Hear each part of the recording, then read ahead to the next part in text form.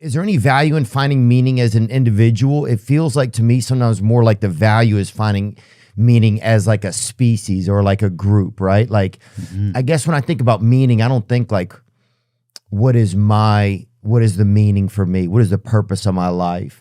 I find my brain often thinks more like, what is our purpose, right? What is our meaning? So the individual pole is you need to cultivate wisdom. But what's the collective pole? And you put your finger on it. So what is this meaning thing? So if you do research on it, there's 4 dimensions to it. And the one that people think it's synonymous with is having a purpose. That's only one of the dimensions. It's actually not the most important one. Of the dimensions of meaning. Of meaning in life. So we're not talking about like the meaning of a sentence. We're talking about what makes your life worth living, even though it has all the frustrations and failures and faults and flaws in it.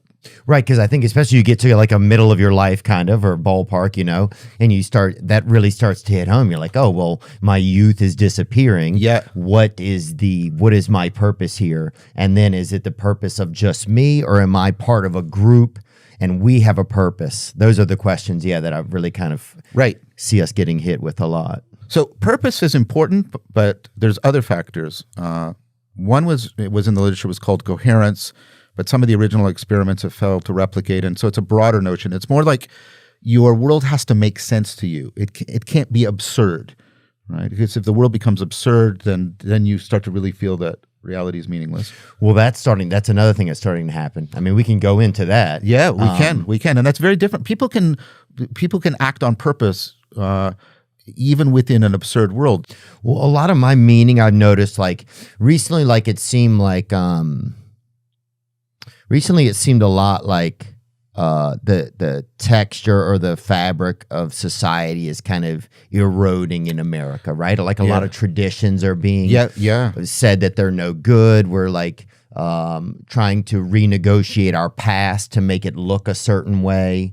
Everything's in question. Yeah, a lot of things are in question. A lot of people are saying that even like the Pledge of Allegiance, for just things that gave us all commonality, seem to be disappearing, right? Yes. And so I realized that started to hurt me, because I was like, man, a lot of my meaning as a person, I had attached to a lot of these commonalities, and I didn't realize that until they started to go away. I'm like, well, if this stuff doesn't mean anything, like, then do I mean anything? Okay, so notice that. So there's that's the 2 missing dimensions. One is people, right? And one is their reality can't be flat. It has to have a depth. They have to be able to point to something to say, this is really real. Right? If everything feels sort of illusory, then you're also in a kind of a nightmare situation, right? But the one you just pointed to, this is the crucial one, and this is the one, and I'm going to pun a little bit here. This is the one that matters. It's called mattering. This is the one that matters the most. And mattering is this. There's a really good book by Susan Wolf called Meaning in Life and Why It Matters. And what the metaphor people use is, I want to feel connected to something larger than myself, something bigger than myself. And here's a way of seeing if you have this in your life and why it might have come into question, like you were just talking about. Ask yourself, what do you want to exist even if you don't? And how much of a difference do you make to it now? Okay, so take me through an example of that. So let me think, what do I want to exist? Even if you don't. Even if I don't exist? Yeah. Probably families. Yeah. So these are people, you want them to exist even if you don't? Yeah. Yeah.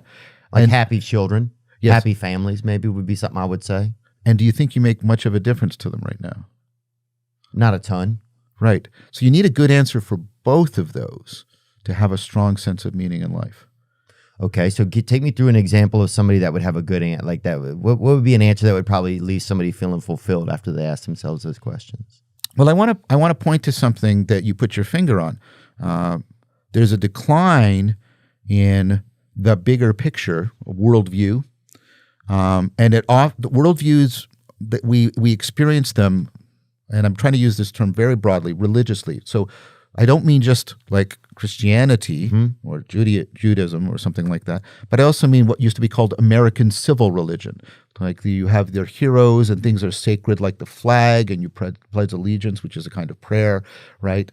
And so And both of those religious frameworks, and even though they're tearing each other apart about it right now, they're falling, right? And so people used to say they would die for their country. People did it in World War II.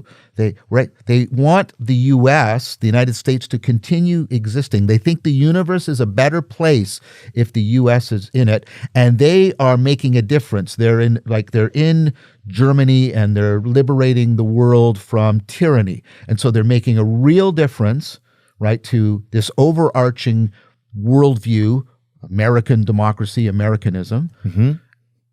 They had meaning in life. So much meaning in life that, like Socrates, they're willing to die for it. I mean, they must have. I mean, to think like, yes, they had people that were lying to get into the draft. Yes. Like, I want to go serve my country. I will die for my country. They believe that much in it. It feels like we're further from that now, for sure. So that the idea of your country being that thing is probably less. Right. So that's the other pole now. Remember, we talked about the individual pole. Then there's the worldview, the pole that you didn't invent English, did I? Right. These are the things we invent together, and we evolve together, and we participate in together. And one is, like, there was a great metaphor by an academic called Peter Berger. He called it the sacred canopy, where you had this worldview that basically gave you, it told you how to be an agent in the world, and it made the world a meaningful arena. So there was an agent-arena relationship, and they were attuned to each other. So you knew what to do. You knew how to fit in.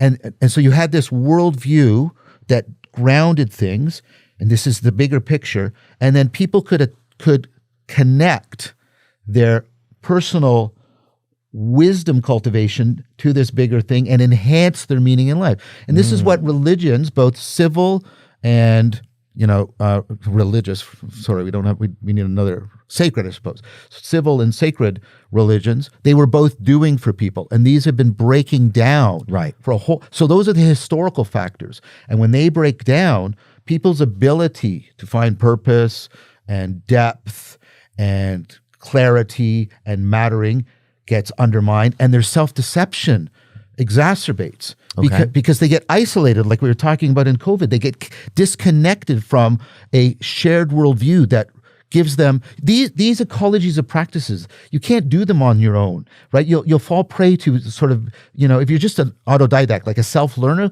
you'll fall prey to all your biases and all your egocentrisms and your unrealized comfort zones. You need other people to be. So we need each other to have meaning.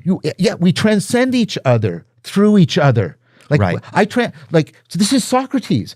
You know how I can most transcend myself and overcome my bias and my narrow frame is you challenging me. We are the keys to each other's locks. Yes. And so what happened is, right, you need that worldview to home those ecologies of practice, give them legitimacy, give them tradition, right, which is not the same thing as nostalgia. And then what we've done is we've undermined that worldview. We've torn apart the ecologies of practices, and people are like, they've largely abandoned the legacy religions. They're now abandoning the civil religions. Even the very weak religion of popular culture is breaking down. Oh, there's more Fortnite players than there are Protestants, probably. Right. Yes. But look at how those, like, a symptom of the meaning crisis is an attempt to create worldviews that have a myth. When I say mythological, I don't mean that negatively. I don't mean like a lie. I mean myths aren't ancient stories about the past. They're stories about perennial problems and patterns. Right. And so, like, think about the whole MC universe. And we call it a universe. We're trying to create this entire worldview in which basically we have Bronze Age gods who nevertheless are Socratic heroes and pursue virtue, and they fly around and do all this stuff. And it's falling apart. We can't even keep that running. Yeah. Right? Like, this is how bad things are. And so the perennial problems start to get worse. They tear at what's left of the worldview. The worldview can't home the ecology. People get more foolish, more and the whole thing just spirals.